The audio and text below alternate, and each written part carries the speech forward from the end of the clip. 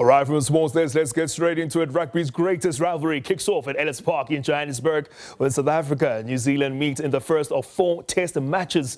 It is the 111th meeting between the two sides, and it is not a stretch to say that the Springboks are the favourites. The Boks have beaten the All Blacks 5 times in the last 6 encounters, including in the World Cup final in 2023 and most recently in Wellington last year, where the green and gold handed the Kiwis their biggest ever test defeat. For more on this, we are joined virtually by Angus Opperman from Rugby365.com. Of course, he's a journalist from there. Angus, good morning and welcome to Morning Live. Good morning to you guys in studio and to all the viewers. Thanks for having me again. All right, let's get straight into it. Firstly, before we start our conversation, let's look at the starting lineups from both teams in particular. What are the teams looking like from the All Blacks, but also from the Springboks, and how important are the team selections from this particular encounter?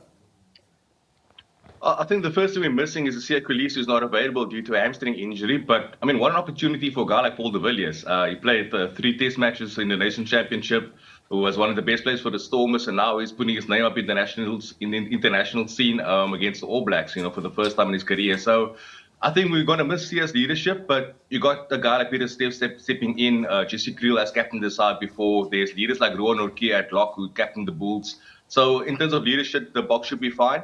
And just touching on the locks again, his combination with Ewan Etzwood will be important. They come up against a fairly inexperienced duo in Fabian Holland, and I think it's Sam Daddy. I'm not quite sure with the All Blacks, but the All Blacks lock combination is not as experienced as the Springbok one, and that could be where the Boks have the edge as well in the tight 5. Angus, let's talk about in particular the All Blacks as well, right? They came here, the greatest rivalry tour. They've arrived in South Africa, played all our URC teams. They performed really well against them. How do they look and how do they shape up in particular against the Springboks? Would you say there's confidence from the All Blacks for this particular fixture?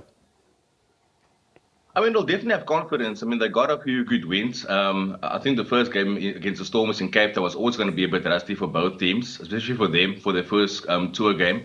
But they progressed quite well as the tour went on. They gave the Sharks 54 points in a very wet Durban, so that was quite impressive. But there will be concerns on their side as well. They haven't functioned in the scrums all that well. We know that's the Boks' strong point.